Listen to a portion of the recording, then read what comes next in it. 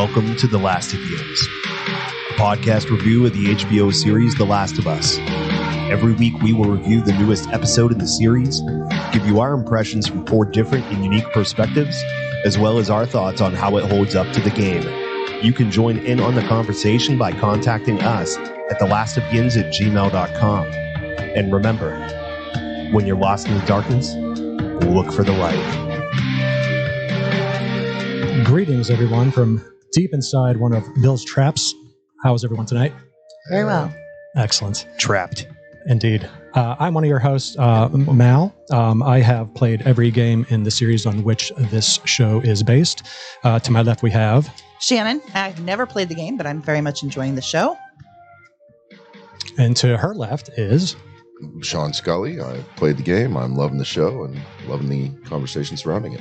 And I'm Corey. I played the first game and just about nothing else. Great. And Corey is our producer as well. So thank you very much, Corey, for pressing the buttons. Oh, that's right. Great. This week we are going to be sobbing our way through episode 3 of The Last of Us, a long, long time. A little bit of information how this show will work. Each week we'll break down and discuss the latest episode of The Last of Us, what we like, what we don't like, etc. What we will not discuss is any future spoilers about the TV show and or game, including the next time on preview at the end of the episode. Normally at this point, I would give our thoughts on the episode, but I do want to take a quick detour here. On the night the episode dropped, this was not part of the original episode, but it has since been added to the top, a remembrance of Annie Wershing.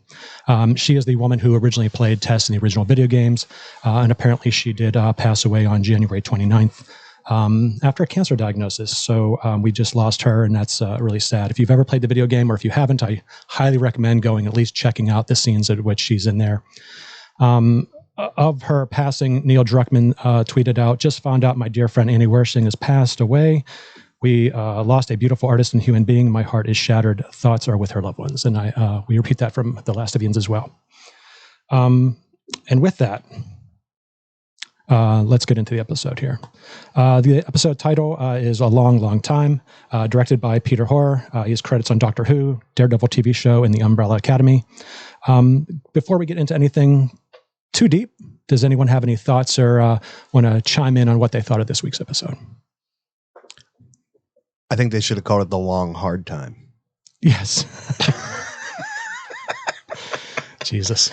Listen, this is going to be an episode where I think a lot of us are going to be trying to be very careful about how we say things, just because of the fact that you never know how things will be interpreted on the internet and how you'll be perceived. No one ever blows anything out of proportion on the internet. Corey, what are you talking about? But here's the thing, you know, I want to take it seriously and approach it the right way. But at the same time, I see no problem with still maintaining a little bit of humor. So, a little levity. You got a problem? Come at me. Anyway, if no one knows anything, I thought that it was a very beautiful episide, and I really enjoyed it. Every watch and there's one particular part once we get there that I really enjoyed. So I'm looking forward to talking about it. Anything to add at this time, Sean?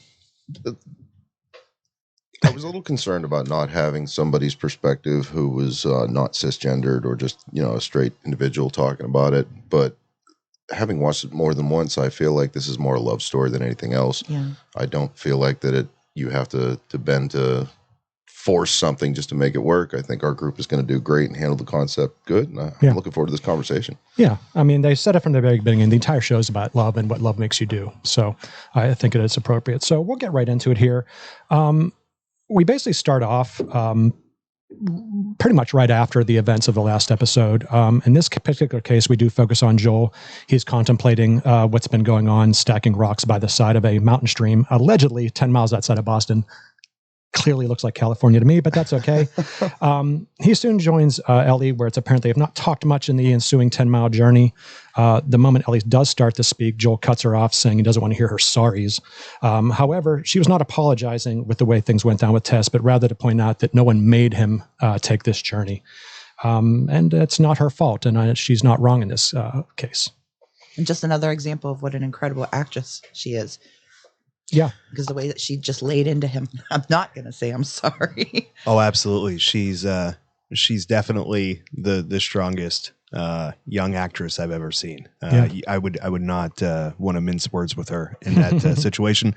But I do have to give a shout out because at least one of my nephews is watching right now. So in case it's both of you, what's up, Nate and Hunter? Thanks for jumping in with us. Look at that. They've actually played and obsessed over the games as well. So I know that they've been listening. So Excellent. Hey guys. And for those not in the know, we are broadcasting live this time. So that's why we might be acknowledging folks in the chat or anything might be going on.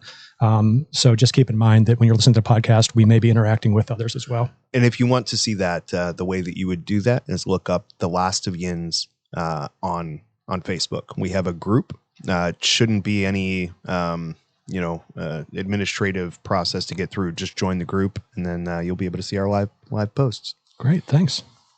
If we continue on from here, they say it's about a 5-mile hike during which we get a bit more conversation about how Joel got a scar on his head. Ellie asks if it's from a gunshot or rather something stupid like falling down the stairs. They discuss, how that happened. Basically, got in a gunfight. They missed. He missed. Tends to happen a lot, apparently. She asks if Frank and Bill are nice. He says Frank is. I actually love Ellie in this part because she's just, kind of being herself and, asking questions. It's not too long after that. They basically come upon a gas station convenience store called Cumberland Farms.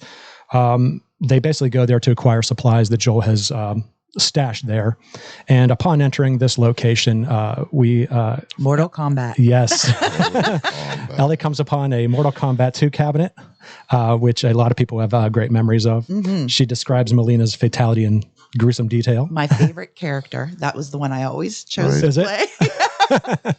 Leading into this scene, that opening up with the Joel putting little rocks together, I just wanted to give a shout out to that because I really loved that little scene. A little quiet, him alone. Ellie had to be stepping away. Just a little goodbye to Tess.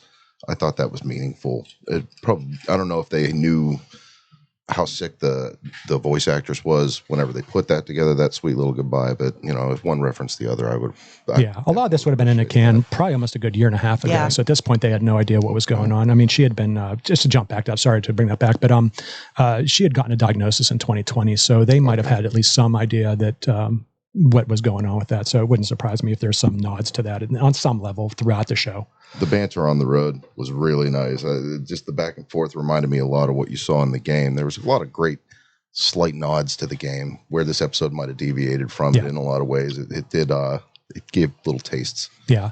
There was, if you play the game, there's a lot of little contextual, like little things that'll pop up over the head. So when you're walking with somebody in vast open areas and just searching, a little triangle pops above their head so you can interact with them and they'll say things. So there is dialogue even in these times where you're not doing anything. There's no cutscene going on. Something as simple as that little conversation people miss. That's saying a nod to the game. Ammunition is precious. Yep.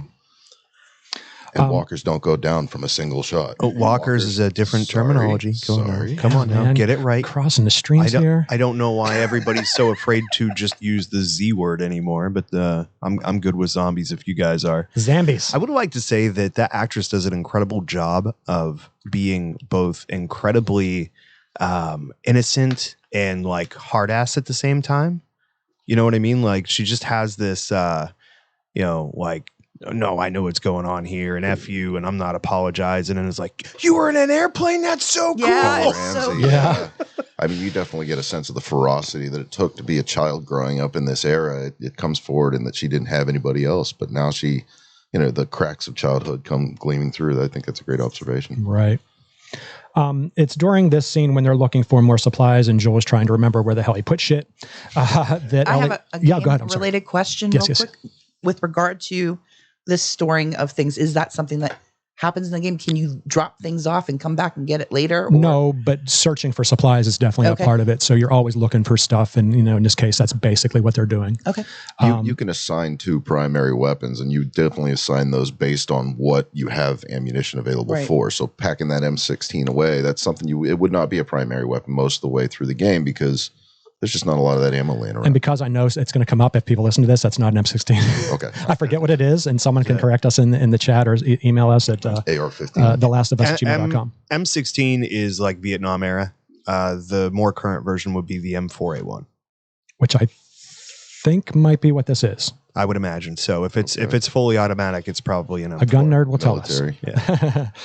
Everything's probably fully automatic by 20 years in. Right. Well, the reason I say that is because you bring up AR. AR-15 is semi-automatic. So Fair enough. Anyway, if we head on from there, while Joel is looking for his supplies that he hid around there, Ellie's going to have a look around for herself. She heads back into a stock room where Joel advises her it's all been picked over. In her search, she happens upon a hatch in the floor, where she, despite the screams of everyone watching, decides she's going to go ahead and head down into this hole, pretty much blind, other than her flashlight. Don't forget, he did say, or she asked, "Is there anything bad in here?" When walking into the other room, and he said, "Just you." She's like, "Oh yeah, just you." She's getting funnier. Not tired of that joke. Again, an experienced little explorer, though. She didn't go in without an exit plan. She had the garbage can set and ready to go. She does set that up. And while she's down there, she does score herself some Tampax, but she also scores herself a jump scare in the form of an infected.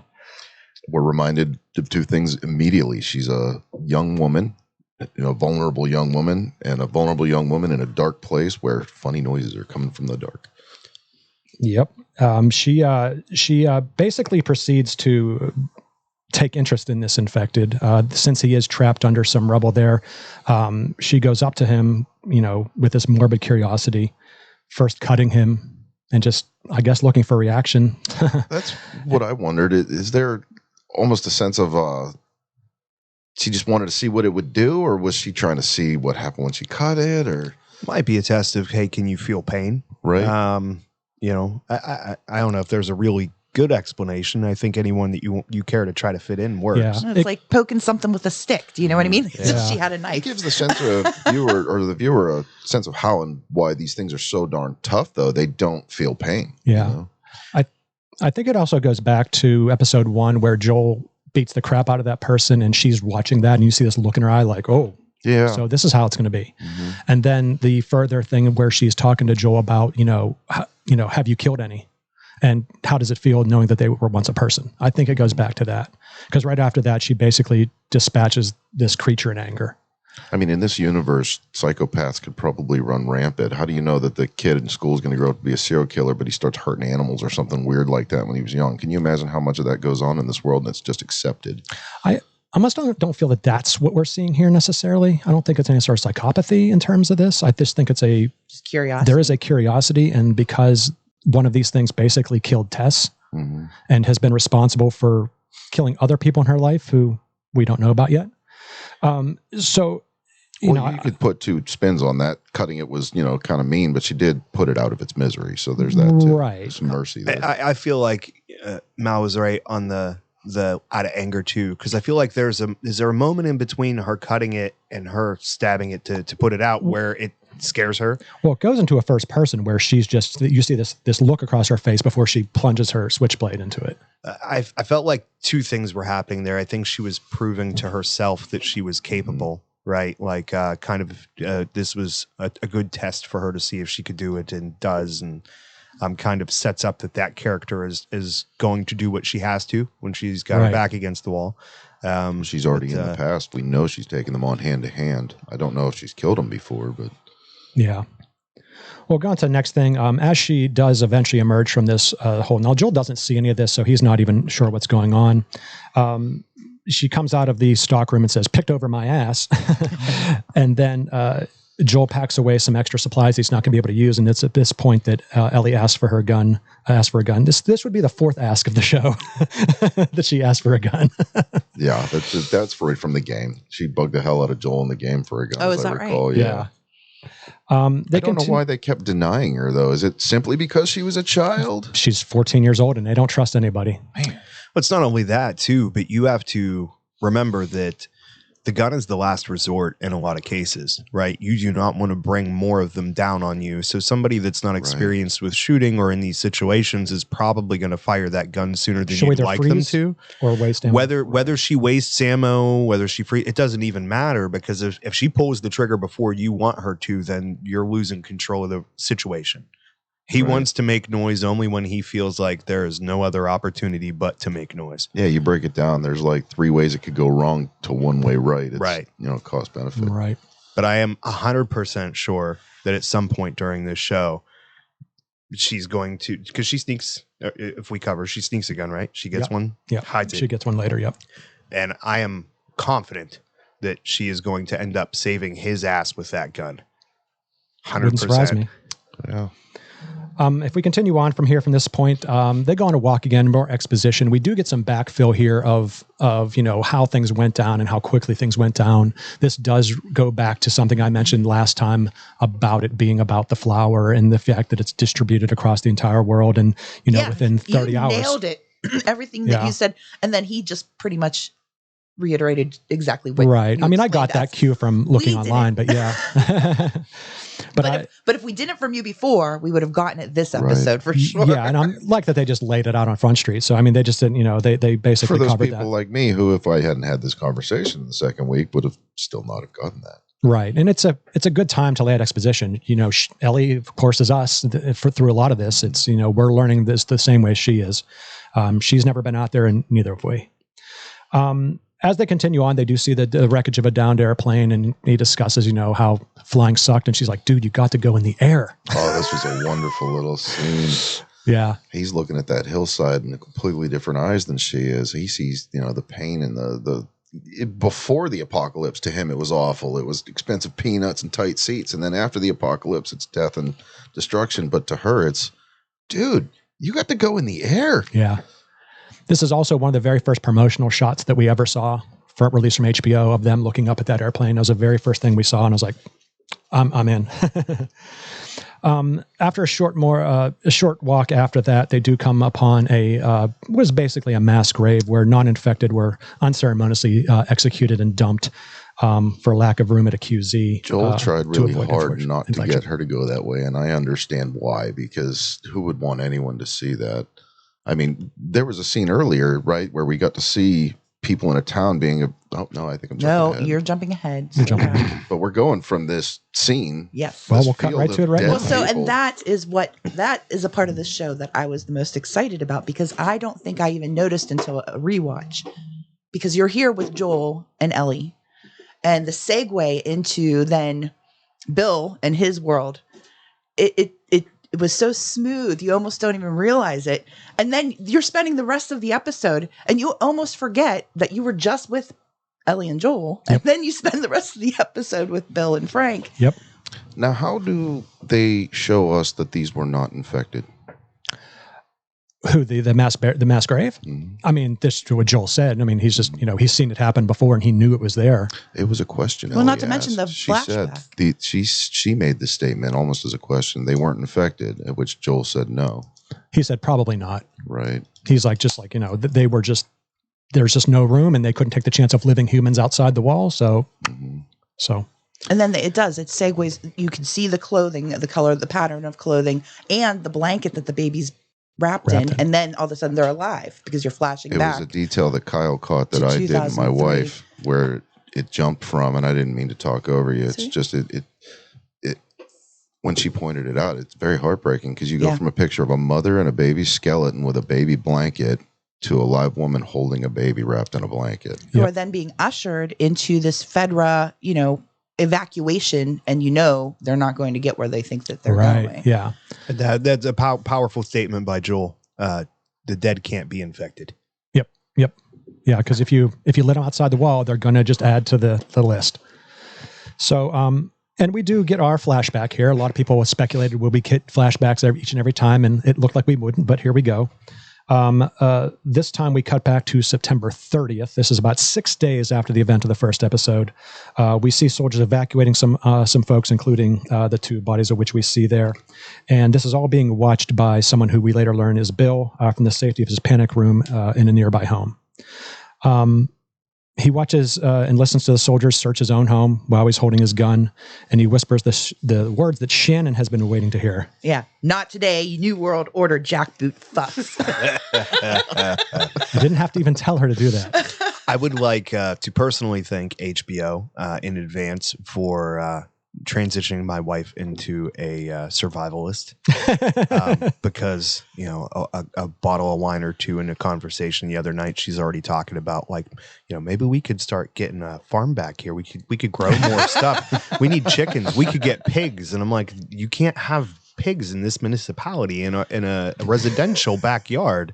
The next house, maybe in 4 years, it's going to be great because she's going to let me do all kinds of crazy stuff just to make sure that we're as prepared as Bill is. And sounds to me like she's already planning on making use of that time you got back out of your commute from your last job. There you go. So I'm looking forward to that blank check that I get to write for all the crazy, ridiculous shit. And he's good for some crazy, ridiculous shit, man. That I am. We continue on from there. Bill continues to watch these trucks drive away. He hits the lights, and we are greeted with a disaster prepper's wet dream, a subterranean bunker bristling with guns, ammo, and a shop full of electronic gear. Bill ascends from his bunker to assess the situation. Once he's certain he's alone, Bill drops the gas mask. And then we drop the needle on Fleetwood Mac's I'm Coming Home to Stay. And it's time for a montage as we watch Bill live his best life like he's planned it for years. He collects supplies, takes his home off the grid, and starts laying traps intending to his personal farm. I would actually make the argument that his wet dream is what happened in that scene following, where the entire neighborhood is evacuated except for him.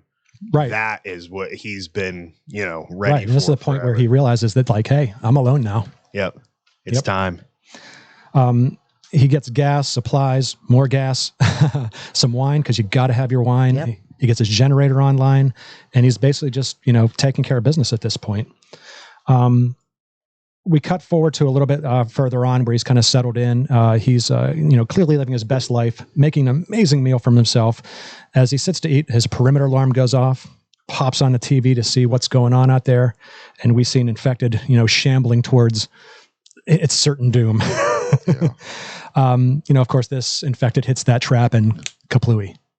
Yeah, I wouldn't have expected anything less. If you're familiar with the game, Bill was a fan of setting traps. It was his forte and your first introduction to him. Yeah, because you go to crawl, go through like, whoa, hold up. And you can see the tripwire there. So, yeah. There were some great character development details down in that man cave of his, too. Like you see the Gadsden flag up on the wall, but it was even more than that. It was the broken snake variation of the Gadsden flag. That's the don't tread on me thing? Yeah, that's Revolutionary Era, the broken snake. So then snake is cut into multiple pieces. That's supposed to be, we're better off on our own. We're better off independent. Right.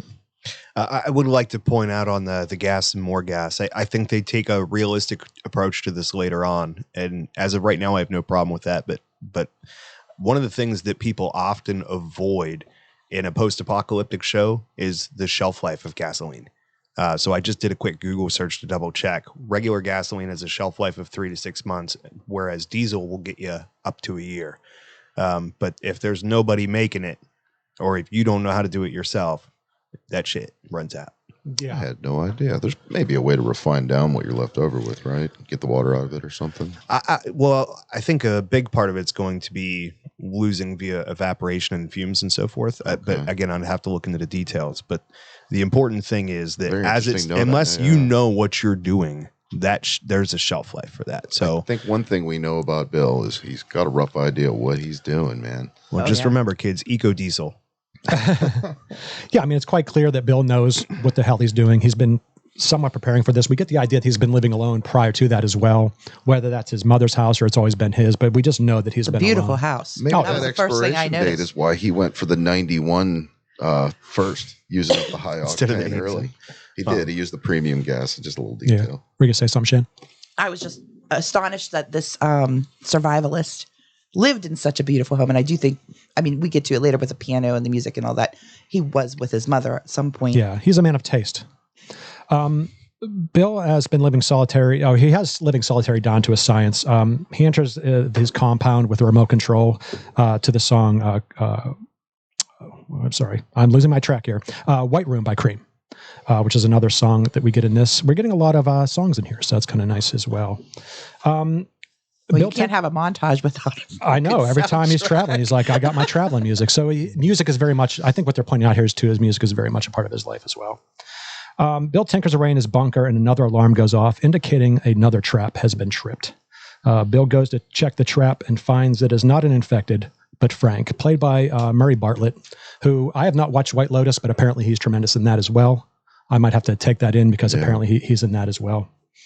The actor was really good. Oh, absolutely. Bill questions Frank, but after a scan, frees him, and they frees him to continue his journey to the Boston QZ.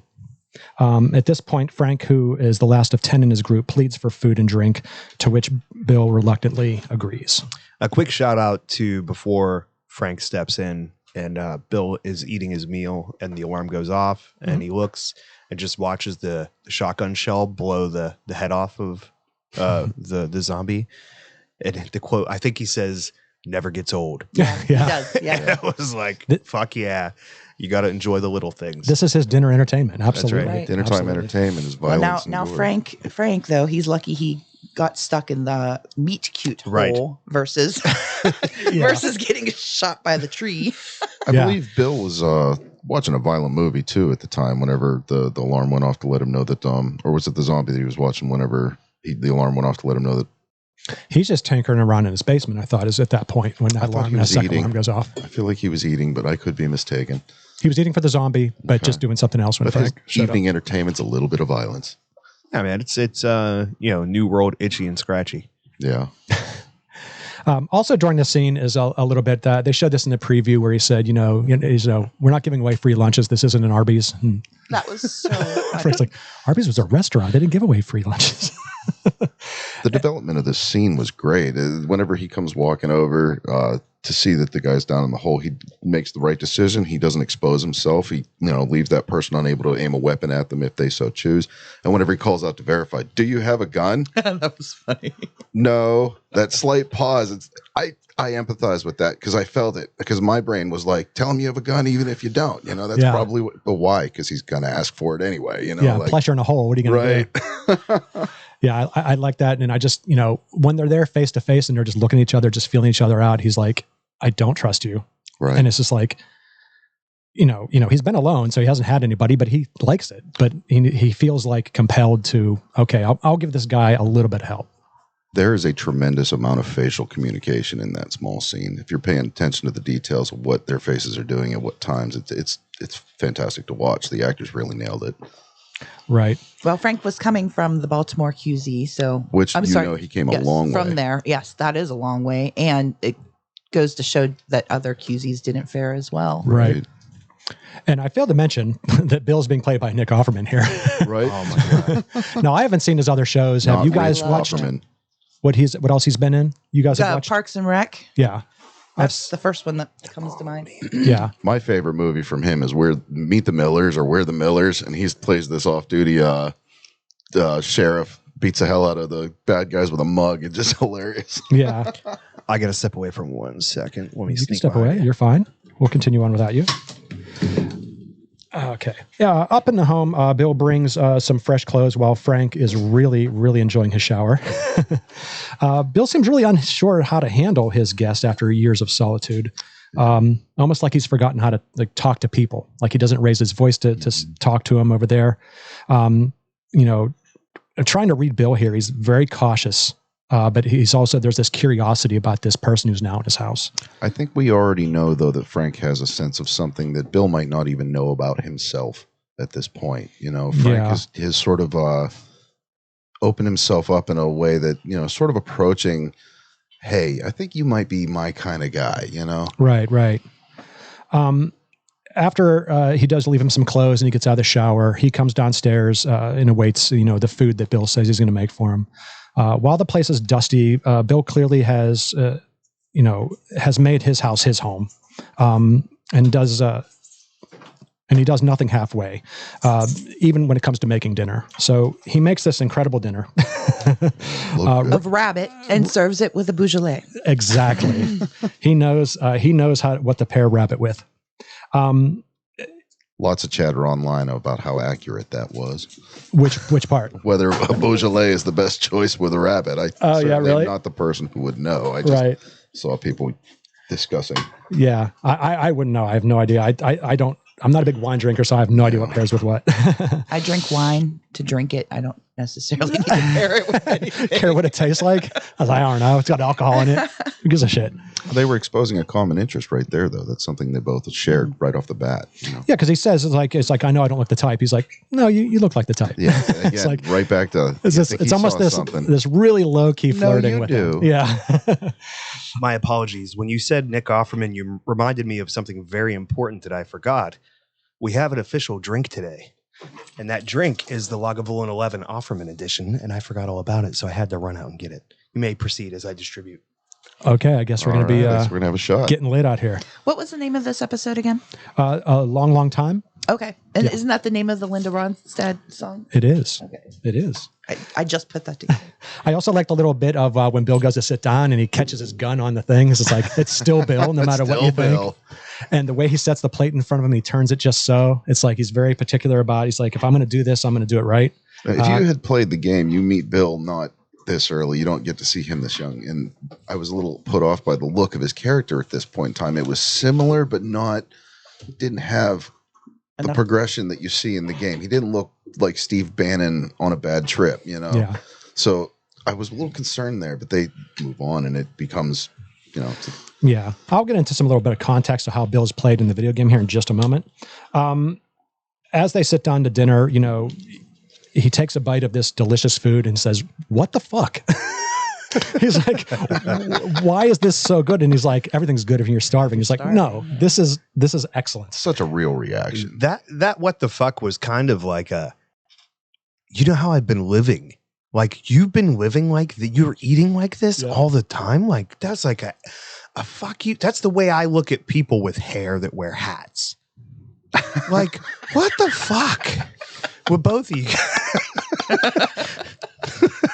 No, Corey, I mean, whenever that expression, you're definitely the person I thought of when I saw it, because you're the person who would sit down at a lovely meal at a beautiful table with me with a Beaujolais and say, "What the fuck, dude? Where's this been all my life?" Indeed. They move on from that. They don't say a whole lot after that, but after Frank, perfect. What's that? It would be perfect. Yeah. Just so you know. They finish eating, and Frank thanks Bill for the meal and acknowledges that he'll be going out, but he's got his eyes on this piano, and he just has to check this out. I love this scene for just all the reasons. He runs out this piano, and Bill's like, "Where the hell are you going in my house?" Right. He's like, "Do you know how much these are worth?" He's like, "Well, currently nothing." Yeah. Right. Great. Or Absolutely everything. nothing. Everything, depending on, Frank takes the initiative despite Bill's uneasiness and starts shuffling through a collection of sheet music he's found on the bench, dismissing Furlis and Tales of Hoffman, which he says is his mother's, and instead discovers the best of Linda Ronstadt, stating, This is you. This is you. Frank launches and butchers a jaunty version of A Long, Long Time, which brings visual pain to Bill's face. There's a great detail in the official podcast about this, because apparently that actor is a great singer and a wonderful piano player, and it was a struggle to make him play horribly and sing horribly to meet the needs of this scene. That's interesting. So I have a curiosity about that moment too. Do you feel like maybe he just had Frank had a great guess in his head of like, I want to hear him play it right, so I'm going to F it up.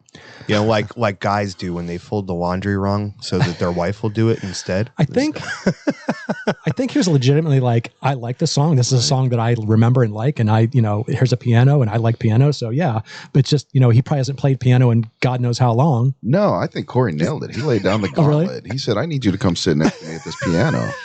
And this is how I'm going to do it." That's right. Another more low-key flirting, huh? I think I found something precious to you. I'm going to make you want it more. Basically, Frank launches into this song, and then, Bill steps in to stop the massacre of a song that he definitely has feelings for. And then what does follow is Bill playing basically a heartbreaking, beautiful rendition of the song, which, clearly means a lot to him. The pain and loneliness in Bill's singing is obvious, and Frank is clearly moved by the display of vulnerability. Frank hedges his bets and says, "Who's the girl?" And Bill replies, "There is no girl."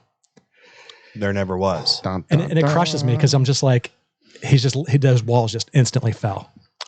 I can really identify with that character. I've been, in my life lonely. I think everybody's been there. And whenever you just have to kind of admit that to somebody who's confronting you with a relationship, they're offering you a connection, and you have no more excuses, you watch it slide away. I mean, I felt that. Yeah. Well, for me, I had and I can't remember, but it must have been with somebody at this table, a conversation about this moment where the other person's thoughts were, when they say there is no girl or there never was a girl, they feel like he is being persuaded to Frank's sexuality. And I feel that moment is him saying, no, there never was a girl, because I never liked girls. I was always an outsider, but he was always too afraid to embrace that side of him. I think he's capitulating to his own feelings that he's had for a long time that he's just never had a chance to express. And I think Bill had every excuse up until the apocalypse to hide that reality of himself. I mean, the persuasion of thinking, the Gadsden flag thinking that he took on, that would dictate a certain level of masculinity. And I think he just shut out sexuality. I feel like he was an asexual being pre-apocalypse. Yet I don't feel like he pursued men or women. It just wasn't a primary concern of his. And I don't think that he was thinking about that up until he saw Frank in that hole. I think that he was, my take, which is obviously prone to being completely wrong, is that he always had felt like he was a homosexual, but was afraid to show it. I don't think that he ever exposed possibly that that's why side. he hated people so For much, sure, because absolutely. he couldn't be himself. yeah, you go back to 2003 and it's definitely a different world than Right. it is today. He was always, I feel like he was always afraid to show people who he really was, and that's why he was a lonely person before the apocalypse, and a lonely person sitting and wanting to shut everybody out. And I don't think that even when he saw Frank in that hole, he thought, oh, this is my moment, I like this man. It wasn't until Frank had to, because he was still scared of, hey, no, I'm not going to get what I want. I'm just going to do my thing, live by myself. And it wasn't until Frank breaks down those walls and sees through him to who he really is. And I think that's the beauty of that moment, because he is now afraid to be who he was in the world before. Right. And Yeah, I mean, it's a really sorry, I didn't mean to talk over you, Ed. It's just a really interesting thing to me that this person who was completely isolated in a world full of people found his connection in a world absent of people. You know, it's right. striking. Absolutely beautiful. And they get to this point where he's like, I know, he's like, like I said, he was hedging his bet, asking if it was about a girl, and he knew probably damn well at that point it wasn't. But he was nailing it down. Yeah, and he's just like, I know. And then they kiss at that point, and it's just like this electric thing. You're like, this is the greatest. Like, I'm just so glad that these two people are going to find each other in this absolute disaster Right. area. And this is about what I'm about to say. We do not get this in the game at all. We get the impression that Frank was his partner, but they use the word partner, which at that point could have meant anything. We didn't know that this was a love interest, and it's never explored, and that's the end of it. And then, of course, it's also that kind of tragic thing where you get a same-sex couple where something awful goes on with somebody, and they just unalive themselves, and it's just like that's all we get. And then we just get the story as the story goes with Bill as a character. So we do lose that in the original game. The original game, we don't see Frank at all. So we don't develop the relationship. We're sort of given flashbacks to it in the form of notes that we find laying around. Yeah, and I was kind of, going down a little bit of a rabbit hole, and I did see some note that was in the game. It was like a screenshot of it where Frank was basically telling Bill how much he hated him. Yeah, it was. Is that the general? It's a letter. Yeah, a letter. How if much they tried to parallel the game here, nobody's going to sit there and watch a man make his way through traps while a little girl comes stepping through once the coast is clear for an hour. It's just not going to make for good television. Right. They needed something else. I'm not saying they should have done it any differently. I was just wondering how close, and I did know it deviated from the game for the most of this episode. But it's even the relationship between Bill and Frank was incredibly different. Right. In the game, we get this picture of Bill as a hardcore survivalist. He's lived in this town. He's taken care of himself. But we get it's very one-dimensional in that regard. The one thing we do a little bit lose out in here, and kind of people had some problems with, is there's interactions with Ellie that do not happen as a result of this. Which I did miss out on. But you mean between Bill and Ellie? Okay. Yes, there's a lot of interaction that happens, and if you get to play the game, I highly recommend it. It is a different way to take it, and it works perfectly for a game. Since we won't get to see that, could you fill me in a little bit about what their relationship was like? Was it good? Was it bad? Did you like her better than Joel? Or as with everything, Ellie, it's purely adversarial. She doesn't take anybody as a friend when she first meets them, and Bill, neither does. Like Bill. I said before, is a methed up Steve Bannon. I mean, he is just ready for a fight. Even if he thinks you're right, he's going to argue about why you're right. That's the sense I got. Okay, but did he have any desire to be protective of Ellie, or was there any He was there as basically, Joel basically coerced him into helping. Okay. He didn't want to have anything to do with this. He's like, if you get yourself involved with somebody, you're only going to get hurt. Gotcha. I The feel moment- like there's yeah. a place in the game where Bill very nearly just leaves them, like has to make almost a decision whether or not to save you. Like he comes and rescues you in the game, as I recall. Well, he's trying to get you to this. Actually, the goal at this point is to get a battery. This is the goal at that point. And, he's like, we got to travel. There's a lot of trekking with Bill. It's like you, Ellie, and Bill. So you're making this journey. And the information we get about Frank is very scant. It's just, they acknowledge that there was a Frank, but that we know nothing else. And then the whole rest of it is them getting to a certain point where they can get out of there and continue on their journey. So there's nothing to glean even how Bill knew Frank Nothing. in the game version? Okay. We know that they... So that's good. It was kind of a nice blank slate that they got to work with the exception of not having the ability to introduce Bill and Ellie. Otherwise, they had a lot of room to work. Right. And I think they could have done that, but you wind up with this episode that doesn't have a whole lot in it. This gives you a lot of exposition about who Bill was, why he was important, why they trust him. And why they have this history. So I think it does add a whole hell of a lot to that experience. Back to the scene that we were working on, just another hat tip to Nick Offerman, and I'm going to make myself a little vulnerable here, but I think whenever I saw that kiss scene between them, I thought back, of course, to my first kiss. Like, I remember the fear. I remember being terrified. I remember leaning in. I remember wondering, will she pull away, or what's going to happen here? Is my breath bad? Like, everything runs through your mind at once, and your hands are sweating, and your face feels clammy, and then there they are. And this was just last week. One of the best feelings. Yeah, well, 12 years ago, I think. But yeah, absolutely. I mean, Nick Offerman sold it. He really did. It was really He nice, looked to me like a scared teenage boy getting his first kiss. Yes, I was nervous too. I felt it.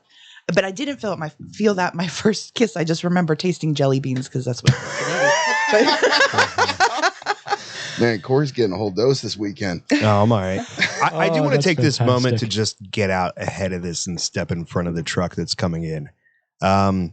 First of all, this is the least uncomfortable I've ever been during a man-on-man love scene. Okay. That's fair. Which, I mean, and I think I've heard other people being uncomfortable, and it's like, well, in most scenes, you got, if you're attracted to a woman, you got something to look at in either one of those situations and a place to put your mind. And I think whenever there's two men on screen for a heterosexual man, or even, some straight women, or just like, there's nothing for me here, I don't know what to do. But it was just very heartbreaking and endearing and incredible acting, and definitely the manliest man-on-man love scene I ever seen, for sure. Like, I'm like, yo, Ron Swanson just made this shit like if you want to be a man, you got to lock beards with another man. Velcro beards. That's exactly what I was thinking. I was like, I got a beard and you got a beard. Let's beard together. I do love his tentativeness. Like, he's going to kiss me. Oh shit. And it's like, and then they just lean into that. He stands up, and that's how you don't get the feeling that Frank is pushing him too hard, because he stands up to meet that. And I think that's also important, that it's not this power play.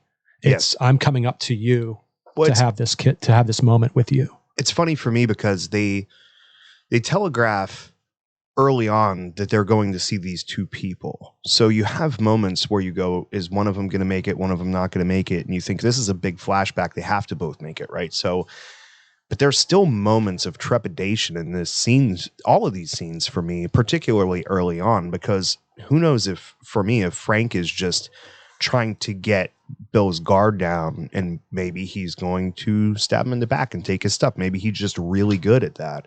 But real quick, Shannon and you had been talking on all of us have been talking on the filling in the gaps from the game. Sean mentioned the fact that, you'd really just be exploring obstacles with not a lot of dialogue and so forth. And I've heard people complain about, like, this had nothing to do with the game and the story. And it's like, you got to fill in some things. Right. If you're uncomfortable with it, okay, that's you. I'm, not here to criticize anybody else, but I thought it was an incredible, moving episode.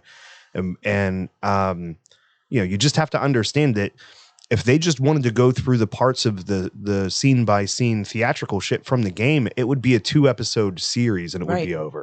I tip my hat to the directors. They delivered it well. It was serious. It was tasteful. There was nothing jovial about it. There was no joke. There was no, dress float around, nothing to make it seem bizarre or strange. They invited you into a scene that, and again, I repeat, I identify with. I remember being so nervous during my first sexual encounter, which we know this is We're getting to know you really well, Sean. Well, you've known me for 40 years. I mean, I don't think there's anything I haven't told you. Even though you're my sister at this table, Corey, I can be vulnerable. I'm a man. It did occur to me too that this could have been an instance of him somewhat seducing Bill in order, like a gold digger. Yeah. Even there was a comment that he makes it like right before it cuts ahead. He said, "I'm going to stay. If I do this, I'm going to stay for a few days." Yeah, right. And I'm like, what's the line? He just wants you for your stuff, you know. But I'm so happy that wasn't where this was going. And I think that's where it plays into just him standing up. I think gives you that indication that they're both in on this. And he's like, you know what? I'm going to go ahead and let my walls down with this guy, and don't know what's going to happen. Is this going to be a one-off? And, at that point, they head up to the bedroom and he's talking to him like, this is a first time. This is his first time. He's only ever been with a girl like once, and he just doesn't know what's going to happen. And he's like, listen, we can do this, but I'm not a whore. Right. And I'm going to stick around for a little bit. I mean, just to expand on what Shannon just said, we know, unfortunately, from the game that this turns out, I don't know if you want to say but like we know they end up in a friendly relationship together. It's something we were denied.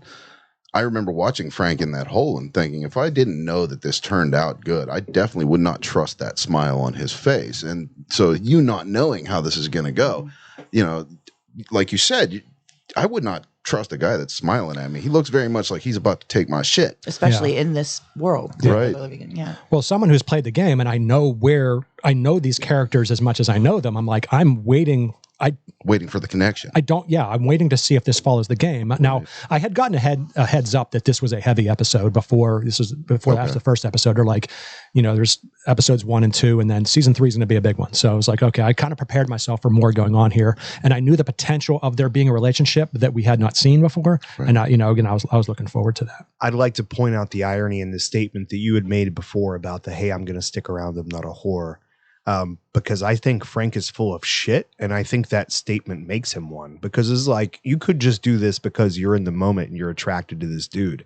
But you're like, if we're doing this, I'm going to stick around and have some more of your food and shit. Right. Yeah, it's like, it was honestly, I feel like it was a transaction. He made it a transaction by saying, if we're doing this, you're going to take care of me for a few more days at least, not just, hey, I think you're attractive. I feel a connection with you. Let's do this. He was setting terms. So I call bullshit. Huh. I don't know if I don't think I gathered that. I mean, he does get into this later. We get this later on in the relationship where he is the one who's, almost trying to tell Bill, like, this is how this is going to work. This is how we're going to live. I mean, so I do see that from that angle. I don't think it's necessarily an extortion of any sort or manipulation. Sure it is. I'm sure. I don't think I disagree with that. Well, in the Director's Cut podcast, they point out the moment, obviously they have the insight that we don't. And so I saw it on the second walkthrough. There's a point in the hole where Frank looks up at Bill in the sunlight. He kind of sees that Bill has a look on his face that tells him something, that moment, like he sees something Bill doesn't even know about himself. I stole that from their podcast. He says there's a little smile that comes on his face. And he said, in that moment, that's when, Frank, gotcha. Like I know who you are, and on the second walkthrough, I saw it. You see this little, do you think he has ulterior motives at that point? No, but I think he knows that he's safe with this individual and that he can control this situation. Okay, I buy it. And honestly, other than the direction from the people making the show, there's intention behind it, right? And what they're making, but there is room between all of these lines. It's open for interpretation, for you to decide how you feel it's going, right? Like there's no 100% solid right answer unless that answer has been given by the people creating the show.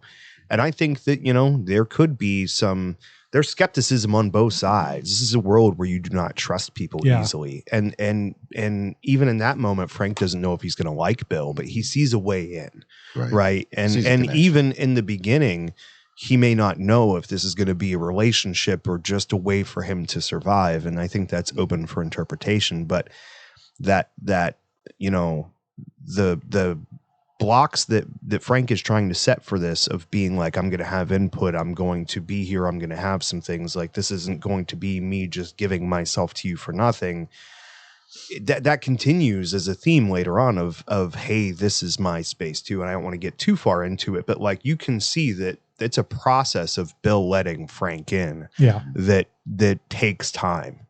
And I think there becomes a point where for both of them, it's not about anything else anymore but that relationship and having the normal struggles that a couple has a tendency to have, no matter who you are or what world you live in. Along those lines, a normal couple, that quote unquote gotcha, that sounds nefarious, but you know what I mean? There's a moment in every great relationship where you look at your wife whenever you first meet her and it's like, I got you.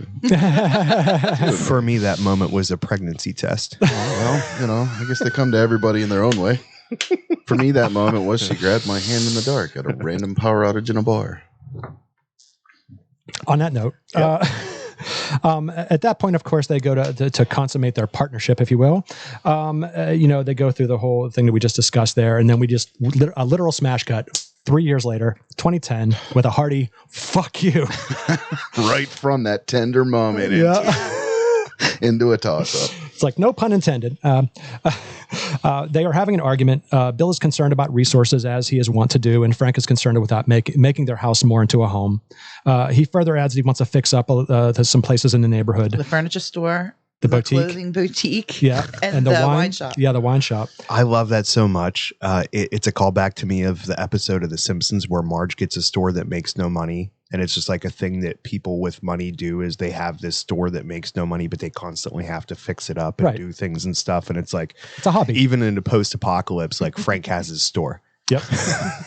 I think Frank is trying to build a community. He doesn't have the people. Oh, yet. yeah. He wants the Well, it's just like anything. If you have a house, you want it to be your house and you will fix it up. If it costs you money and you don't, it's why do you hang a picture on the wall? There doesn't have to be a picture on that wall. Also, it fills in some time. You've got to have some hobbies. Exactly, yeah. Especially there's no, you don't work now and you do. I mean, there are other responsibilities from day to day just to keep surviving. But I'm sure there's a lot of downtime where they can utilize that time in order to make their surroundings a little more beautiful. Yeah. Just to jump in on Bill's side of this argument for a brief moment.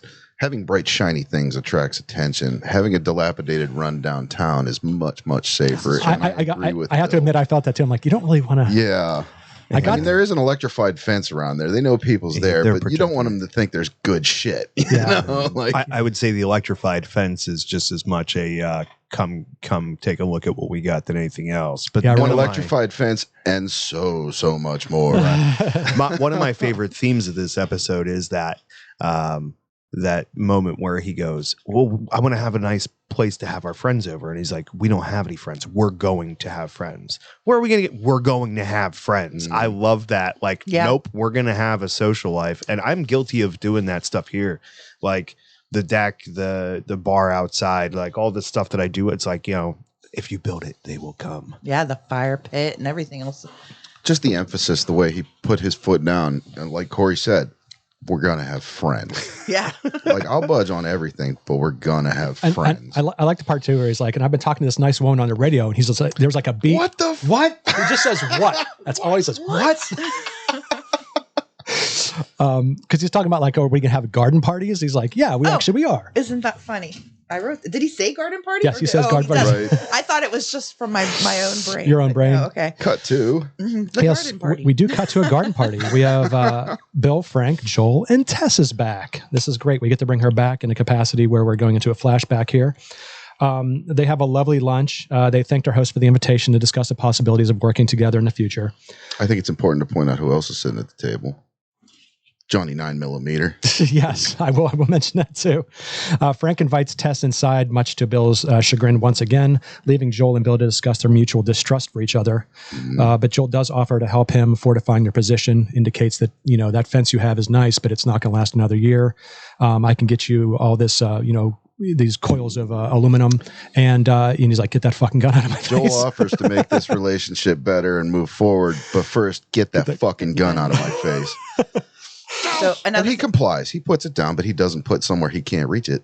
Yeah, he uncocks the hammer there. So raises the guise of civilized society. Yes.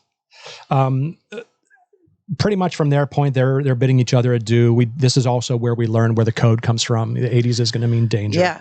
Hold on, though. There was something in that conversation whenever Joel was talking to Bill at the garden party. That kind of continued on with kind of the ambiguous nature of his relationship with Tess. Because he said, mine, whenever he referred to Tess. And I was like, that doesn't give us any clues to exactly whether, because I know we've discussed there's more of like a maternal relationship or whether it's at least something of a sexual nature or anything else, just buddies. I think in a more ethereal sense, it nails down what their relationship is. This is mine. This is my ward. This is the person I'm protecting. Yeah. You have the person you're protecting, and he's already forecasting this is what we do. Though, what their relationship is outside of that, though. I mean, obviously, they have a relationship, and they're taking care of each other. So mine, I don't know. It was almost like he wanted to say my significant other or my girlfriend or my, you know what I mean? But he didn't. He stopped and said mine. I think that's Joel's resistance to having a relationship. And it also goes back to what Tess said. I never asked you to feel the way I felt. Right. So she clearly loves him or to some degree loves him. And he has never let that wall down. That wall has remained impenetrable. Unable to open up. And now Ellie is standing behind that same wall. I love that gun on gun moment though, of just Joel and Bill at the table. Yeah. When Joel lays it out, he's like, no, I get it. He's like, I don't trust you either, blah, blah, blah, blah, blah. And for me, this is what plays. Did we just become best friends? Yep. They definitely expressed mutual distrust, but also mutual respect. They immediately saw who the other one was. I think Bill took his gun off the table not to answer Joel's request respectfully, but because he saw that what's sitting across from me is a person who's shooting me straight. He's going to talk to me in a way that is in good faith. Right. And he even mentions when he's like, the fence that I get you will last you the rest of your life. And he said, both like lives. Lives. That's the word he uses. Yeah, lives. And I think that's very, very important. Pointing out again, your ward, my ward. We're going to take care of our people, and we can talk to each other about it. We can do this together. Yep. Now again, like I said, they wrap up and they're leaving, and they get this idea that they're going to be in communication, and this is where the code comes from. And he says 70s, but then you can't hear what he says 70s would mean. Because he said 80s, trouble, 70s. Well, I think it was 60s, 70s, 80s, right? Correct. And it was 60s was new stuff. 70s is nothing new stuff. And then 80s is danger. So I guess I didn't remember that from. Yeah, that's right in the first 80s means episode. trouble. God. Did you see what Tess was holding that he had given her as a gift? I did not see that. Could you tell? Shannon. Shannon did that. Yeah. You're looking at the wrong person. I'm sorry. I did a lot of pausing to try because it happens so quickly, but it looks like she's holding a pair of jeans. Okay. And something that's a plum colored material. Okay. And if you go back to the previous episode, what she was wearing was a button down plum colored shirt and blue jeans. Oh, from the game. Yeah. Yeah. And from the show. And so it looked like he basically was giving her what comes to be kind of her outfit. She's typical trading outfit. Yeah. what she has, which is very little, but she's trading it. Makes sense. I don't remember if it was you, Sean, or not. It's a gift, not a trade. Sorry. Well, it was a trade. It was. He says it's not a gift. This is, we are going to trade. Right. So next time you come back, you'll give us stuff. We'll give you stuff. This is just the first. Or maybe he was taking her inside to give her something really neato. Okay. But they were headed out the gate. Oh, sorry. Was it you? Somebody? I feel like we passed it up, and somebody had questions about the boat. Was that you? We talked about it before the podcast. I said I'd like to know more about that boat. It just why the boat? I thought it was a good trailer device and trailer device. That's all. He was the only reason. Okay, he was putting shit in. He had it on way longer than I would think he would. To conserve on gas. It's I think he was just using it as a trailer. Yeah. As a trunk to store more shit that he was going through the neighborhood to grab. To be fair, too, I mean, in that somebody with a boat right there in their driveway on a trailer, there's probably water nearby. Mm-hmm. And Bill is an outdoorsman and a guy that is, probably going fishing and feeding himself with it too. I'm sure it's more than just that. But I think in that moment it was, how can I get as much crap back here as I can before any other looting takes place? Which that opening scene reminded me of the show. I believe it was called Last Man on Earth. I didn't watch the entire thing, but the opening season is just the best. It's like you have one person left on Earth. What would you do if nobody was looking? So you have that sense of just peeling around. I'm hitting every store, getting everything I need. Party time, get a boat. After they part ways, we jump forward another 3 years. This brings us to 2013. After some evening cardio, once again, to Bill's chagrin, Frank has a surprise for Bill. He's basically traded for Seeds one of Bill's guns, just a small one. Just a little one. That reaction he gives, and then he says it's a small one, and he's like, okay. Very forgiving. As they cut through the patch there, you see that basically, Bill's overcome with emotion at the fact that he's growing, fresh strawberries in this back garden. This scene, it just floors me. The way that sun is coming through the trees, the way he's giggling at the taste of strawberry. Yeah, this is the first time I think we see him not be hard man. Like even he was either very vulnerable and scared or hard man. And in this moment, you see him, he's like, strawberries. Yeah. So good. But them running over, we get to see how much fitter Frank is than Bill at this point in time. And that's going to become important because Frank apologizes during that conversation. Yes. About being old. I'm sorry that I'm getting older faster than you. And we're starting to see that Steve Bannon-y look that he has in the video game too. He's getting the wrinkles. His hair's getting gray. He's looking like he's got a few miles, Yeah. And I like the fact that they're about to get down. And he's like, not on the strawberries. Not on the strawberries. Giggity, giggity, giggity. The director was very candid about his relationship with his wife or partner. I'm not sure, but he wanted something like that. Something that was old love. Whenever you have an old couple, it's just the two of them being both safe with each other.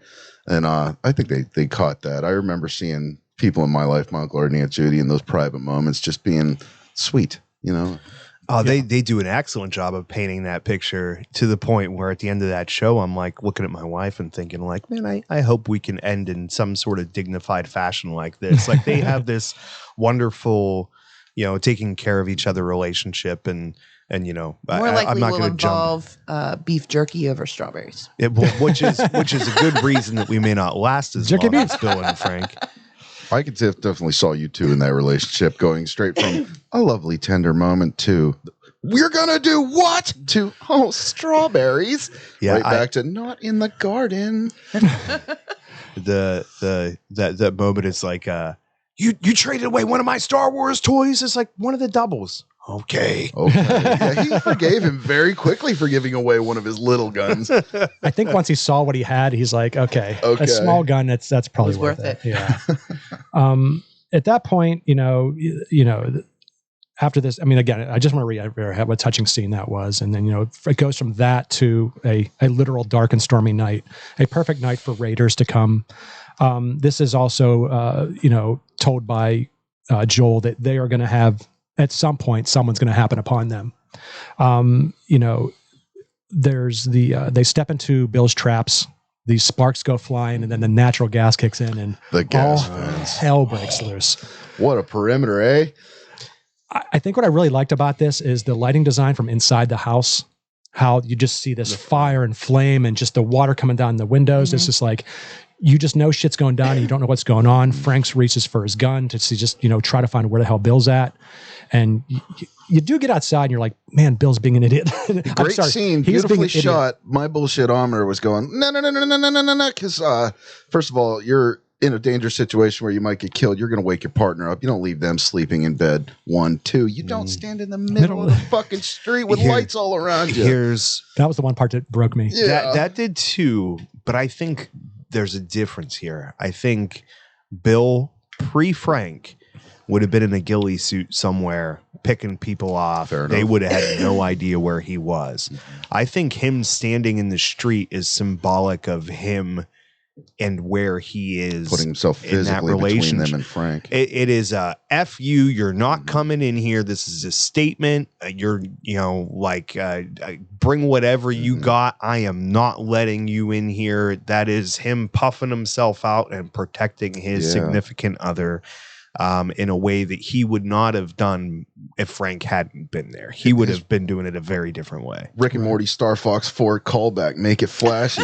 He's standing out of the middle and saying, come on, putting up my beacon. Mm-hmm. It's at this point, Frank's trying to get him to come back. Say that for me. Bill does end up getting shot here, to which Frank basically drags him back in the house. lays him on the table, and he's just like, talking to him. He's like, call Joel. He can be here for you. Or he's like, you're here for me right now. It's like, you're not going anywhere. Mm-hmm. And I think the scene that really, he's basically giving everything. He's like, this is what you're going to do when I die, inevitably. He's laying it all out there, and the hands, their bloody hands clutch it. Oh my God, it crushes me. Those bloody hands clutching, and then it just fades to black, and you just assume at that point. Isn't it really? Yeah. No, you can't. Here's the problem. I would have felt a little bit better about this if some of this stuff had happened before we see some of the conversations with Ellie and Joel early on, because they are going to see Bill and Frank, and we know that they're both alive.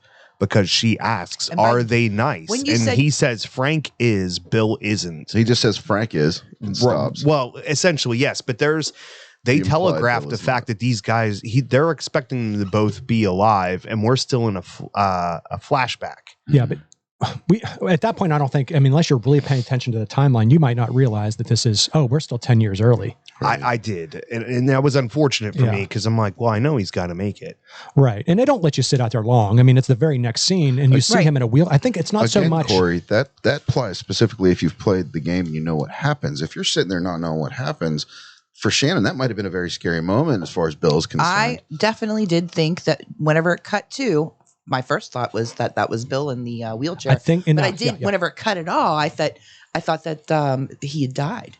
So I hadn't had enough information. I didn't think, I guess, on too much on, what you were saying before about the beginning scenes and everything. But I did. And of course they did. They peel off the Band-Aid pretty quick there. Because I think it's really important to point out, or at least interesting, if nothing else, that his first choice called Joel, not get into the bunker, not lock down the guns, not get get some food and get the fuck out of here, not find a safe zone. It's call Joel. He'll take care of you.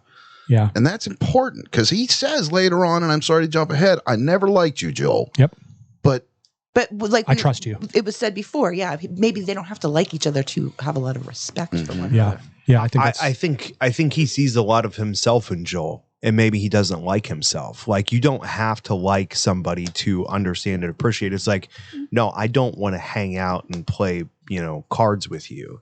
But in this world and what we have to be, I respect what you are and can trust and think highly of you without liking you. He doesn't want to like anybody because that's a vulnerability for him. Too many people to begin with. But I think Bill knows what he has is valuable, what he has needs to be kept safe, and what Joel saw in Joel was a person who can do that. Yeah, he's continuing to protect him even when he thinks he's dying. And he wouldn't have jumped to that if he wasn't dying. If he didn't believe that he was dying in that moment, it would have never been go see Joel. It would have been get a tourniquet. And I think they do give you that red herring where they do that long shot of someone in a wheelchair. You just assume right off the bat that it's Bill. And then that juxtaposition of them wheeling it in, you find out it's Frank who's quite ill. Yeah, the gamer really takes a little head spin here because I'm like, wait, if Bill's in a wheelchair, Yeah, so we basically this is another 10-year jump. This is to current time. To August 29th, 2023. Indeed. Bill has survived, but now we see that Frank is not well. He is wheelchair bound. They are older, yet very much in love. But clearly Frank is, tired and pushes his way through the days. But Bill is ever at his side. I want to jump on this real quick where he's sitting up back in that wheelchair, painting the best he can. We don't know what he has. I think it's been assumed it's like an ALS kind of thing going on or something like that. My wife said Parkinson's. Do you think it's Parkinson's? Okay, that's very possible. Absolutely. You would have experience. And that was a guess, When Bill walks up and he kind of looks at him and gives him that little wink. I love that subtlety of that wink. It's like, I see it there. And it I is love you. really cute. And the paintings were cool. And the painting that he was doing of Bill, I thought was really good. I mean, it was a nice little abstract of Bill. And then I also wrote down the different paintings of strawberries. There was Bill reading in a wingback chair, and another one of Bill's face. And there was also a painting of Joel. Oh, was there? Did you catch that? No, yeah, it was a painting of Joel. And I was wondering if that could have been like even a shot from the game, like a screenshot from the game because maybe. Yeah. That's so cool. There's even a scene. That? Nice. Let me get another drink. Sure. There's even I like the scene where he's dosing out his pills and it's like, little roundy, big roundy. It's like I just love this little you're just seeing them in their daily lives. And this is where Bill shows he has the need for hope. Before he just did, he mechanically lived. And here you see him, he's taking care of somebody who has an illness that's, clearly hurting them in a way that probably would have been challenging to heal in normal times, and we're in after times, but Bill's still gonna try. Yeah. He even does. He says they didn't have a cure for this before. They are not going to. Yeah. There's nothing I can do about it now. I also wanted to point back, we completely glossed over this, and forgive me, where he says, this is back at the strawberry patch. He's like, I was never afraid until you came into my life. Yeah. What a line, too. Yeah. It really is a line. Because I can feel that. I was never afraid until my wife came into my life. Shannon made that moment very transitional because Shannon was always very ballsy on hikes until the kids. She instantly, had that fear of falling down things when we would have gotten crazy places or where I did, where that did not exist before the kids. Yeah, and you tend to have a little more self-preservation whenever you've got too little. Well, that's the difference. So Sean says something about the way he lives. He was surviving. Now, after Frank, he's living. And I believe he uses these words, but Frank becomes his purpose. Yep. That is it. Yeah. Like he doesn't care what he has to do to keep stringing him along. Keeping him going and staying together is his purpose. Unfortunately, even if that's not what Frank wants. Yeah. It's also like right after this where we come to see that, that they go to bed, they tucks him in, and they get up the next day, and Frank's already up in his wheelchair. And Bill tries to put him back to bed because if he falls asleep in that chair, he's just going to get hurt himself. And he declines, saying, this is going to be my last day. What a thing to say. What a thing to hear. Yeah. How he goes to like put him back in, and he's like, it took me half the night to get here. You're not moving me back into the bed. He's like, I'm going to stay up as long as I can. What a morbid thing to say with a smile on your face. I mean, he didn't cry. He didn't pout. He wasn't weeping for himself. He was just pointing out, this is my decision. I've made it, and this is how it's going to be. Yeah. And when Bill pushed back, he said, do you love me? Then love me the way I want you to love me. Yeah. I'm sorry, show of hands. Has anybody's significant other ever loved them the way they want you to? They love you the way they want to. And it's generally true of anybody, myself included. I generally thought, part of me was like, that's a little unfair to put on Bill. But at the same time, if it's your last day, and it is, I don't think I blame Frank for that. And again, I'll explain this real quick. He basically says that, he's had good days and bad days with Bill, but he's had more good than bad. No, he said he's had more good days with him than any time in his life. Right. Which is significant. He didn't sugarcoat it. He didn't say, I had a good life or it was a good run. He didn't bullshit you. He said, I'm not going to say it was all great. Right. And he basically wants to do this the way he wants to go out on his own terms. He wants to go to Trip the Boutique. He wants to get married. Right. And cook a delicious dinner, crush up them pills, put them in my wine, and I'll fall asleep in your arms. It's hard for me to even deliver that because that just absolutely crushed me. And the look on Nick Offerman's face, he's got that pouting going on where he's just like absolutely broken in that moment.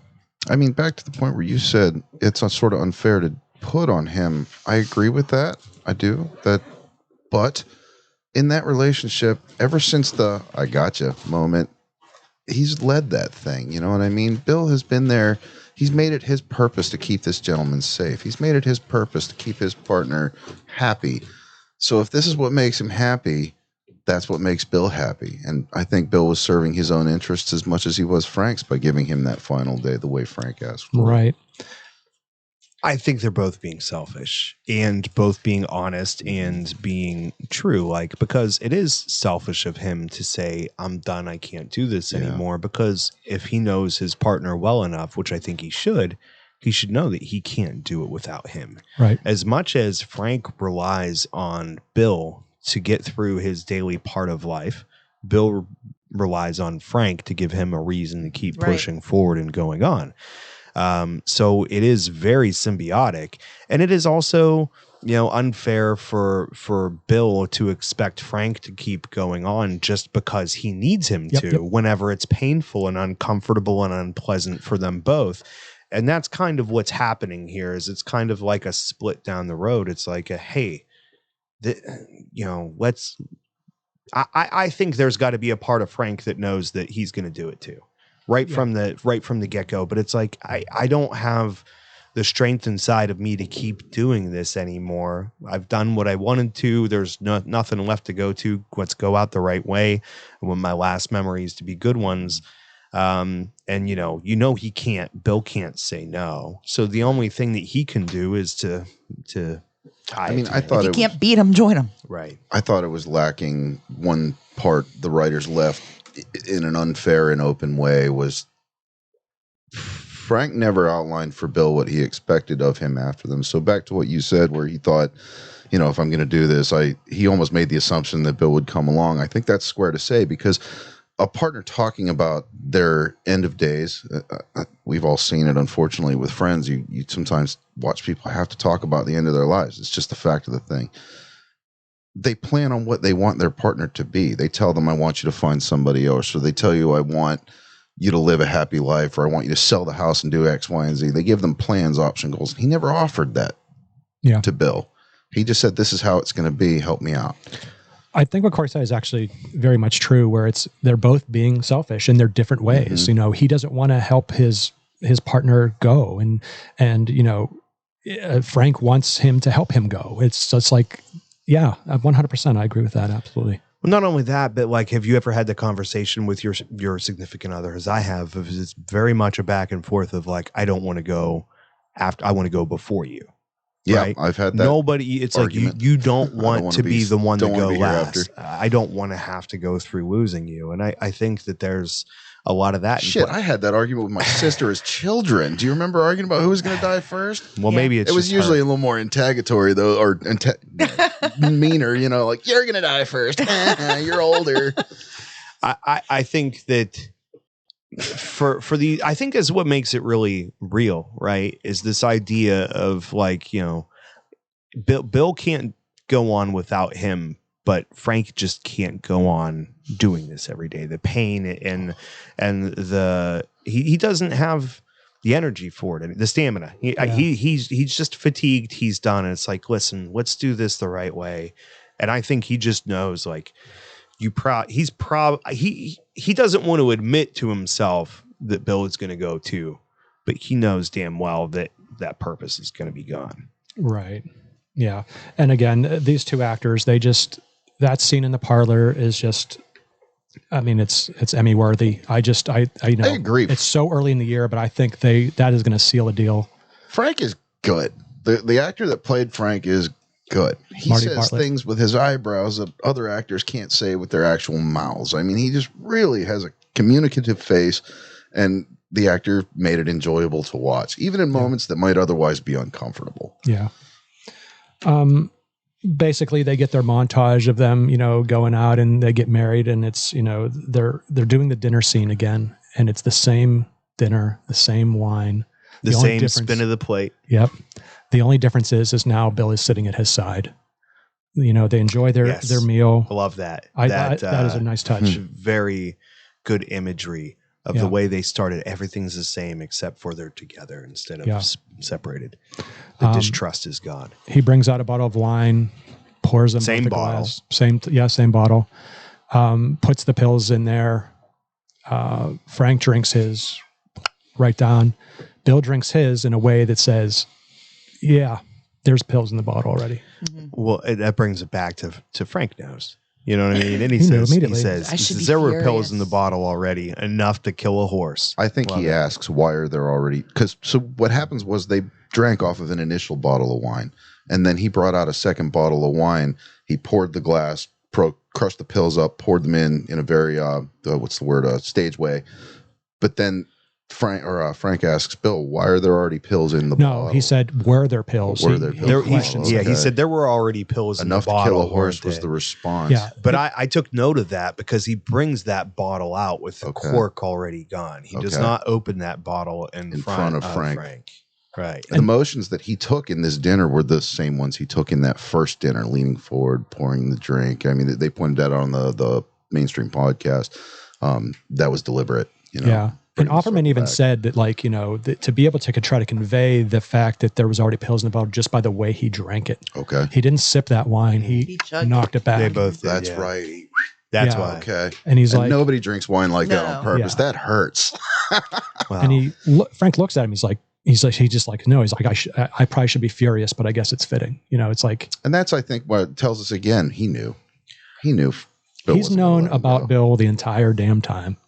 Well, that's the selfishness too. I suppose I should be furious. Fuck you. Why do you get to decide how you get to go out, but he doesn't? But he's actually You know? not furious. I know he isn't, but that question, I'm posing the fuck you to the question itself. Yeah. If you get to set your terms, then so does he. Yeah. And I think that's what he agrees on. It's like, it's the most romantic thing you can imagine.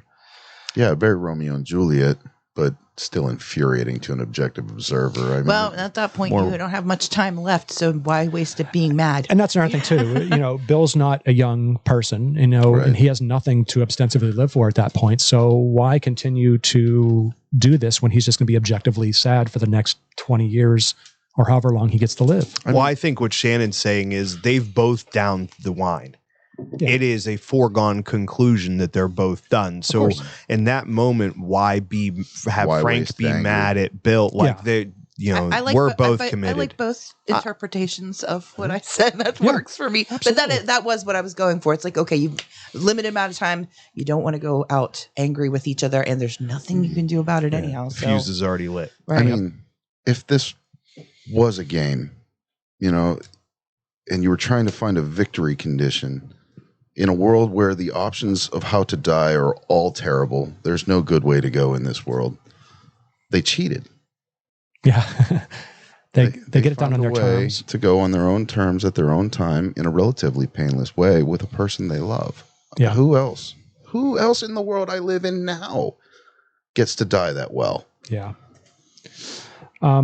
And again, I just, Not saying suicide's a good option. Anybody that's listening, there's a phone number for that. I think it's 988. you're going to give that now? You're tacking on at the end.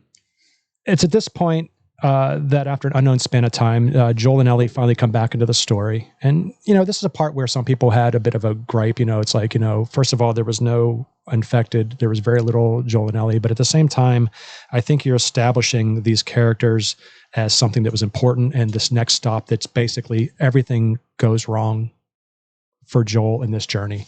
This is just another thing that just, goes tragically wrong.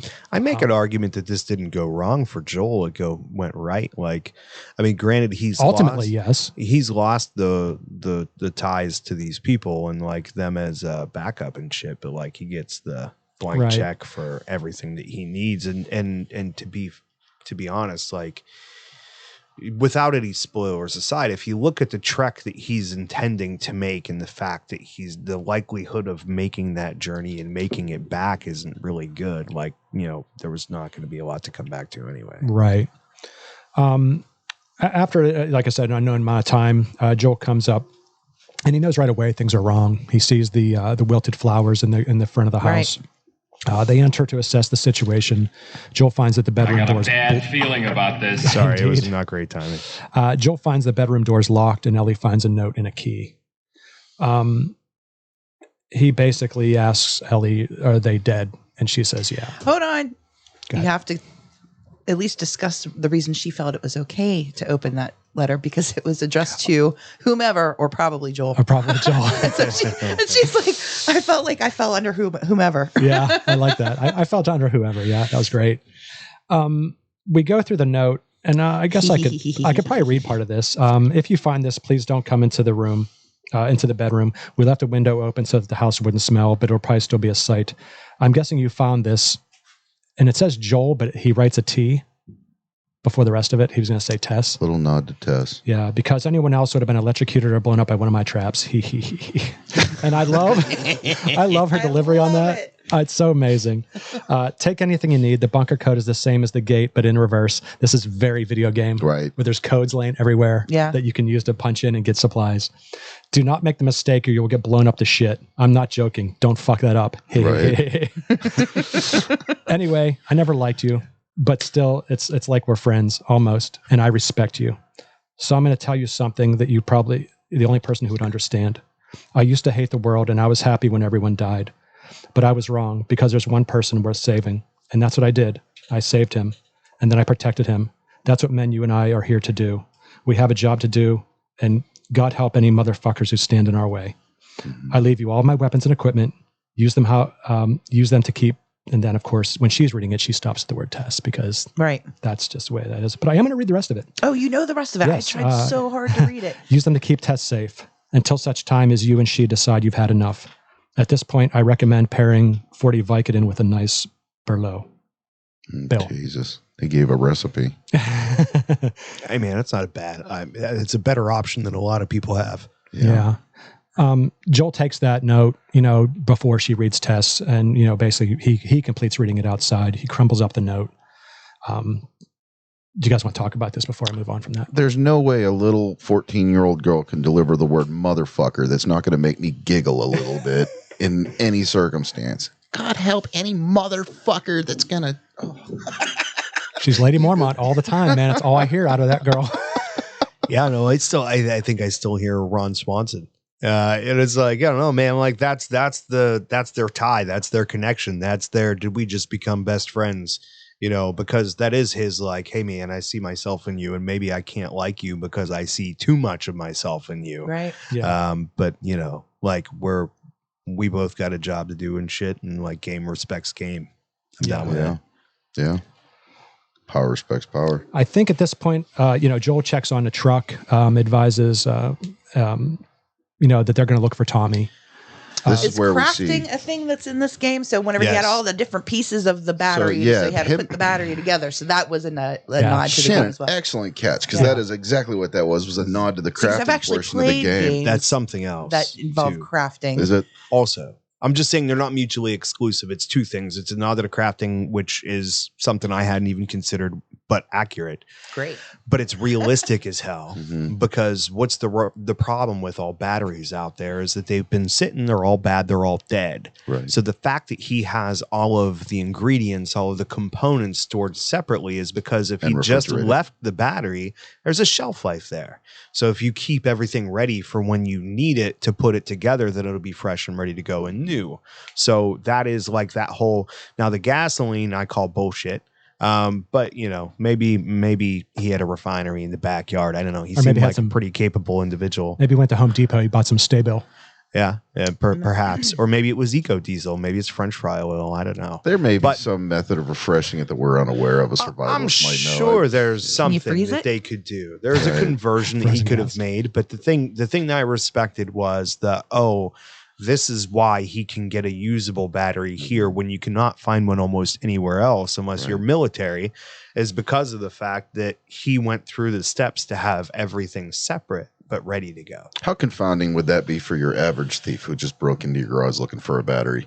Motherfucker. Well, that's what he did. He looked at it. It's like, oh, there's no battery in here. I bet I know where there is one. Right. Not only that, but the fact that even the realism of Joel saying, like, we've got to wait for it to charge now. Like, I've got it all together, but now we've got to charge the thing before it's useful.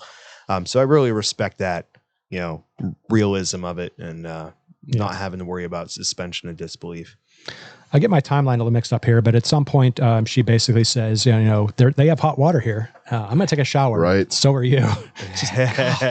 You stink, Joel. And can we, real quick, I'm sorry. Yeah, I did want to don't be ask sorry. some questions a little bit more about the dynamic between Tommy and the Fireflies, because there was like a hint in the first episode that he was once a Firefly.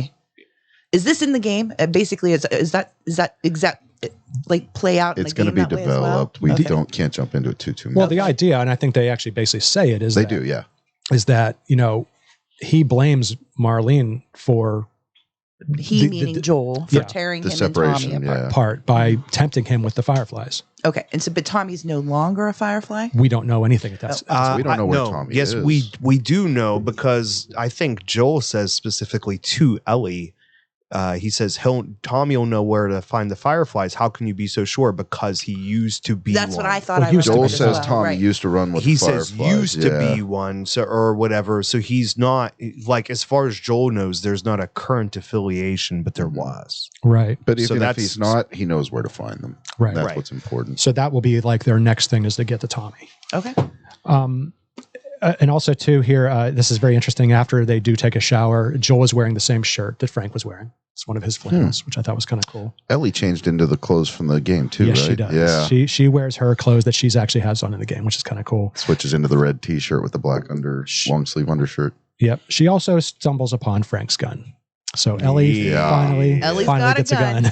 My wife grabbed my arm. Was that Frank's gun? I think that's going to become important later. It's so funny too that everyone's like all that because I watch my reactors are like, oh, it's Frank's gun. It's Frank's gun. It's like, oh, that's all they all notice. Shout out to I don't know if it was one of my nephews or my sister that posted earlier in the chat, and I was waiting for it to be relevant. But the gun that she ends up with is actually the gun model that she gets in the game.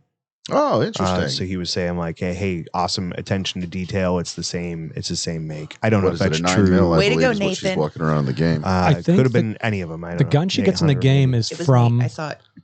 It's from a hotel, and it's one of the guards' guns. So I guess it could absolutely be. I can't say for certain. I'm not an armorer. Who knows? Interesting though. At that point, Great call. they do Great get eye. into the truck. Battery's all charged up. Ellie's doing her just wonderment of this truck, a shitty ass thing. It's a seatbelt spaceship moment. to her. I mean, she sold the awe. Oh, dude. In the game, they don't really give you any idea that she's never seen a vehicle before. I don't think that it's loaded that way. But in this scene, when you see her hop in, put that seatbelt on, it's like, I'm in a spaceship. She didn't know to put on a seatbelt. Oh, She that's right. she wasn't That's raised right. with the Yes, commercials. that's the Buckle up, she's like, she what doesn't the know fuck are that. you doing? But she has an idea of it. And to Yeah. Joel, this is just another thing he has to do. You know, he doesn't seem excited about the trip at all. This scene that happens in the game is very similar to what happens, except they lay it out differently. So they get their battery, they get back to the truck. But in this case, they're under duress from a ton of infected. And Bill is with us. And Bill is with us at that point. And basically, they put Ellie in the driver's seat. So she must have some experience because she knows how to quote unquote Right. pop a clutch. Right. They start pushing this truck down the street, waiting to get to a hill so that she can get this thing started. Because maybe they don't have a battery because they have to roll start it. Right. Yeah. So that's how the game concludes our interaction with Bill is with that. Okay. He sets them loose in the truck, and Is it the same truck? you leave him with an army of infected. It's a pickup truck. We don't know if it's an S10, but sure. Yeah. But I still don't. When they left Bill in the game, I still don't feel like I was confident that he ended up dead. You know what I mean? I don't think he necessarily does. I don't think it's made clear one way or the other. You're given the sense that his traps and abilities are equipped to deal with this horde coming at him, so he's not necessarily being abandoned, by your protagonist. Yeah, I don't say forget. I'd have to replay it, but I mean, at that point, that's pretty much where the episode winds up. Is there anything else that you guys want to touch on that I might have missed, or anything else like that? Whenever we're rolling away, we slowly zoom in on the window Yes, I'm sorry. from Yes. the bedroom. This is important for a couple reasons. I mean, it shows you, first of all, they didn't show the bodies. Right. Whereas earlier, they showed a dead mother and a child with no issue, but they're not showing bones. They're not showing these rotten corpses that we've come to know and love. Yeah, they're not going to do that to us. Yeah. And as they go Right. towards the window, what was the opening scene or the title screen in the game? Oh yeah, The window with they that love their slow open window. pacing Yeah. music. Yep. It was a shout out. And also too, when they get in the car, I also like the scene. Sorry, I skipped over this, but she's adjusting the mirror and it goes from her face to his face, and Yeah, he's he's just like looking at her like. It's the first time you've ever been in a car. Yeah. huh? Right. She goes to the glove box, finds a cassette, goes Linda to play Ron's- it, and, Ron's- And somehow Linda knows Ronstadt. exactly how to operate that apparatus, having never seen it. How many cassettes do you think were laying around the QZ? it wouldn't surprise me if she stumbled into a cassette player in the QZ. I would think because it is old tech, it could still be used. All those Gen especially Xers? easily. I guess the Because- world but my froze in children- 2003, huh? My Yeah. So children. those Their things, apocalypse is yeah. earlier. Oh, yeah, This so isn't it would have been. You're 2023. right. Yeah. Like my children wouldn't have a clue. They'd be looking at like, what do you do with this thing? Yeah, I my really don't two-year-old think that car they'd at the have any time had a cassette CD Right. player in it, and the CD was brandy dandy needy new. Well, not to mention the fact that it's like a cassette tape would have an easier time surviving in a post-apocalyptic world than a CD because of scratches and whatnot. Mm-hmm. Not with those belts in there would have dry rotted. Yeah, the That's- magnetic that's strips true. wear out over time. Cassette too, players don't fall apart real fast. Yeah. So I mean, yeah, like so at that point we're moving on to the next thing. So tomorrow or tonight, I keep forgetting when we're recording today. That's they? right. Yeah. We're gonna get a new episode. And if anyone has anything else, no? Yeah, let's go final thoughts around. Sure. Do you have any final Shane? thoughts there, Shan? I thought it was a wonderful episode. I'm really excited to get kind of back to the main storyline so I can get some answers to some of the questions I have, especially regarding Tommy. but it was a nice little detour, and I think it was necessary, and I think it really made the show so much deeper. Excellent. Somebody patted me on the head and made me feel good when I asked it last time, but I think I got a real nice nugget out of it when I did. Shannon, what do you want to see? Oh, what do I want to see? Well, I really want to see, ultimately get the kid to where they're going. So what do you want to see in the find a next cure. episode? Oh, okay. The next episode, that's a little shorter term. Sure. Honestly, I don't know. I'm looking forward to seeing more zombies. That's for sure. Okay. I really want to see more zombies. I think you'll get more. Yeah. And that's about it for short term, right? You just want to see some more conflict develop. A little bit more action. Yeah, that'll be nice. Okay. I'm looking forward to that. But ultimately, so far, I've liked where they've taken me, and I'm trusting they'll keep taking me where I want to go. I really enjoyed this episode. Sorry, Corey, I would want to give my final thought. I just had to give Shannon an extra minute there. I felt this episode. There was a lot here that I related to because I know what it feels like to be lonely. I think there's a lot of people out there are going to see and relate to and really enjoy. It was a great episode. It was really well done. Okay, well, they were wrapping up for this week. Yeah, go ahead, Corey. You didn't more to say? Yeah, my final thoughts. Okay. We're going around the table. Go ahead, brother. And we need yours as well. So Corey has thoughts. This was a beautiful episode. Yeah. I can understand why people might think like, hey, this was so far off of Joel and Ellie, and there wasn't a lot of action and stuff going on. But to me, it was world building, and it was one of the most penetrating and beautiful developments of a relationship and love that I've ever seen, heterosexual or non. And I think that if the gay ties of this episode made you not like it, I think that you should be asking yourself some questions because, about how you feel about things, because this was just beautiful in a way that should exceed what's happening on the screen. And I just think that it was artfully done. Yeah. With that being said, I do have the ability to look at it with a sense of humor. And what I've been doing on these episodes is naming them the title of the show episode, which I will continue to do. But there is a large part of me that would like to go with Bill and Frank's Excellent Adventure. Or to see a spin-off episode. And you guys are going to cringe worse at this one. Oh, no, just stop, please. Or we're almost done. Brokeback Lumberjacks. Almost got out of it. We almost got out of it. Almost. I preceded that with a lot of lovely and beautiful things. Once again, we do thank you for joining me this week, everybody. I really appreciate it. If you'd like to join in the conversation, you can hit us up on Twitter and Instagram at Last of Yinz. That's YINZ in case you're not from around here in Pittsburgh, Pennsylvania. On Facebook, it's the Last of Yinz podcast. Or, of course, you can always email at thelastofus@gmail.com. I'd also like to thank Wade Rue for original music. And until next time, thank you and have a good night. Is it The Last of Us or The Last of Yinz at gmail.com? Last of Yinz at gmail.com. Okay. Thanks, everybody. See you.